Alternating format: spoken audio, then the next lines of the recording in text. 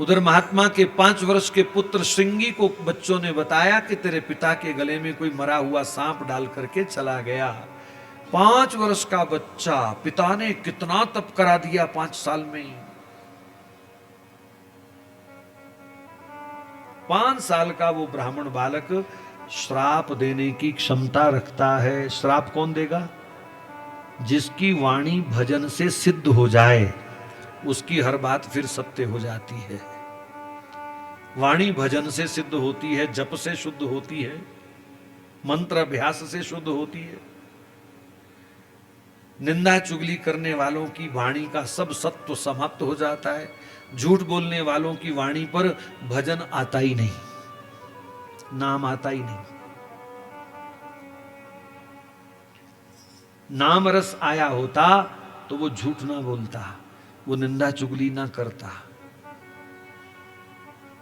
ये सब बातें विचारो बैठ करके आज। ये कथा केवल धर्म का विकास नहीं करती, कथा व्यक्तित्व का विकास करती है। और व्यक्ति का व्यक्तित्व अगर विकसित होगा तो ही धर्म को प्रवेश आप दे पाओगे। 5 वर्ष का बच्चा श्राप देने की हिम्मत रखता है, क्षमता रखता है, तो संकेत है छोटी आयु में बच्चे के मन में विकार नहीं होते। इसलिए छोटी आयु का भजन बहुत जल्दी फलता है।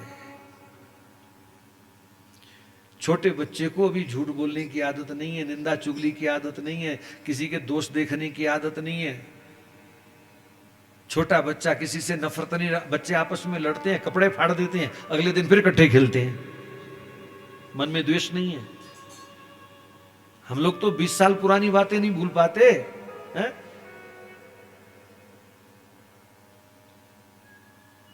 वो मुझे देख के ना उसने ऐसे किया था, 20 साल हो गए, मैंने नहीं बुलाया उसको। फिर हम ऐसी मानसिकता वाले लोग हैं। कहां भजन फलेगा?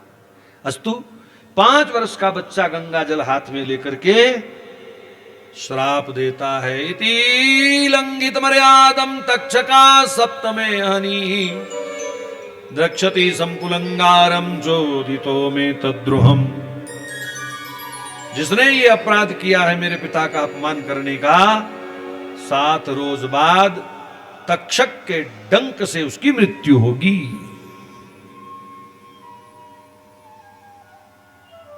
राजा ने सांप ही क्यों डाला, इसके पीछे और कोई कारण भी है, वो फिर कभी चर्चा कर दूंगा। समय बड़ी तेज गति से भाग रहा है।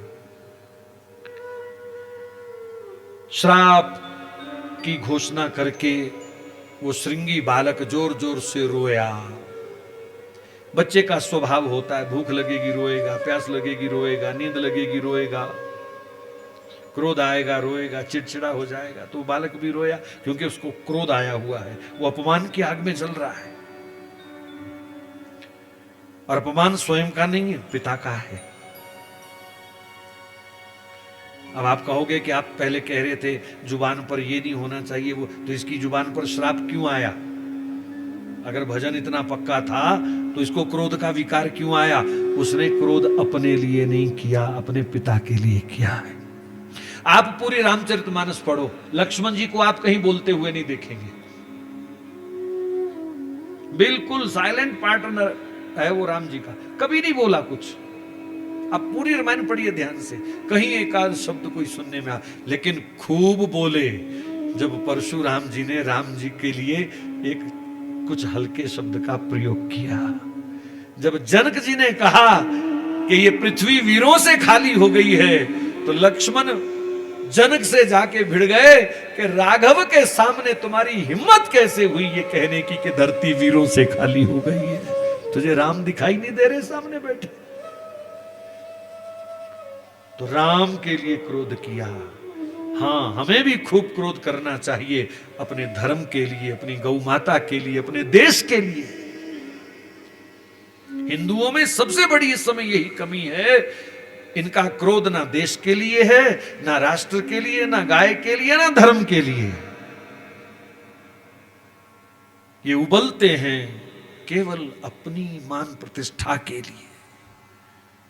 अगर यही क्रोध हम अपने धर्म विरोधियों पर प्रकट कर देवे, वो एक बोल गया जी 15 मिनट पुलिस से हटा दो, बोल गया ना बड़े आराम से। तो 100 करोड़ को मारने के लिए अगर 15 मिनट चाहिए, तो 20 करोड़ को मारने के लिए कितने चाहिए बताना जरा। अगर हिंदू भी ऐसा संकल्प ले ले में 100 करोड़ लोगों को मारने के लिए 20 करोड़ लोगों को 15 मिनट लगते हैं, तो 20 करोड़ लोगों को मारने के लिए 100 करोड़ लोगों को कितना समय लगेगा। लेकिन वो बोल गया क्योंकि उसको पता है हिंदू कभी धर्म के लिए क्रोध नहीं करता, ये सिर्फ अपनी दुकानदारी में रुपए पैसे में क्रोध दिखाएगा, अपनी मान प्रतिष्ठा। तेरी हिम्मत कैसे हुई, तूने मेरे को ये बोला।